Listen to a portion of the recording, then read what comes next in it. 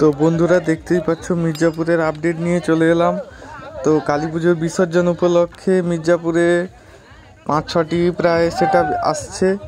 তো বর্তমান Roland, king music এসছে, সন্তোষী এসছে, এম মিউজিক এসছে। তো রোল্যান্ড আর কিং মিউজিকের কাছে ভিডিও করেছি।